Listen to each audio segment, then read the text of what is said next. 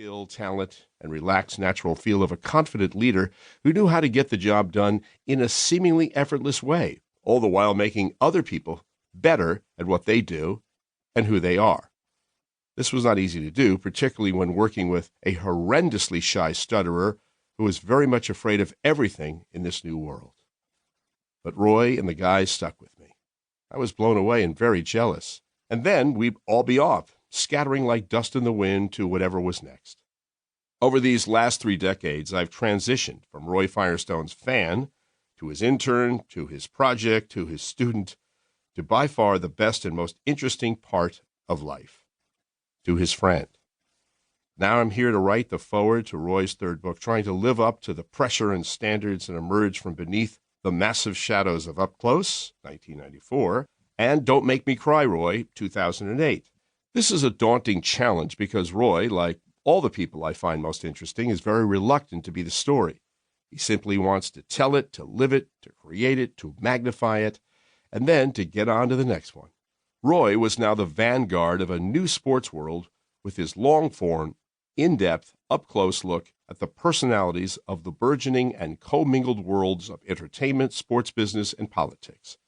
Roy's ESPN shows became must-see TV, his Las Vegas stage performances legendary, and his movie roles indelibly etched into our world's psyche. Roy's intelligent, informed, and conversational style became the mirror to our society. He was expertly able to transcend the game and go beyond the traditional boundaries that act as prisons for far too many of us. With a style that incorporated the likes of Studs Terkel and Ted Koppel, with a lot of Mark Twain, Oscar Wilde, and George Carlin mixed in, Roy became our moral compass, our ethical standard bearer, and the heart, spirit, and soul of our world as it could be. Because of Roy's empathetic conscience, warm heart, and encouraging nature, he always invited his guests and friends to have their own opinions. His show became a refuge for wayward souls. Which now brings us to Roy's newest book, That's What I'm Talking About.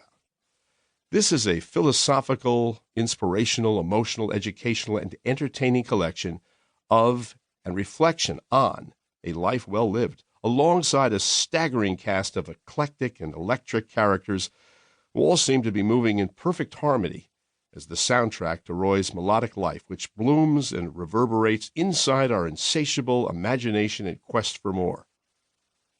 This is a purposefully written compendium of Roy's fascinating, thought-provoking, and intriguing observations, opinions, and essays as he dives ever deeper into the heroes, mentors, role models, friends, and events that shaped him and interest us.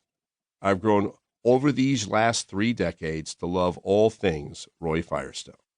After devouring this masterpiece, which reads like a hopeful and optimistic love letter to the parade of life, I stand tall and proud, waving the flags of freedom and independence that Roy has woven for us all, and finding at the end that I love him more than ever. Thank you, Roy, for my life. I will never again discount the power, value, and importance of life's lessons learned on the massage table. That's what I'm talking about. Bill Walton, 2019.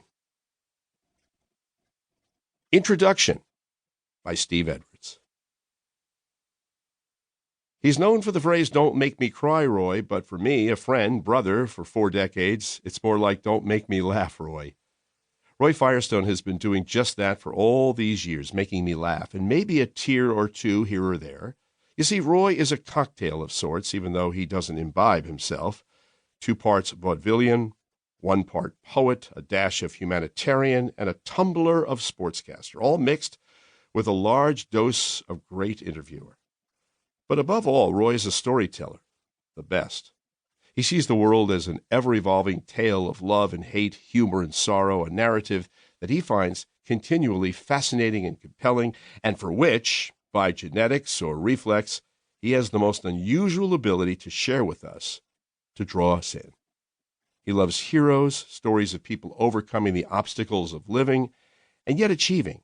He sees the good in people, but he hates the bully. And above all, he reveres kindness. However, colorful personalities get a bit of a head start in Roy's universe.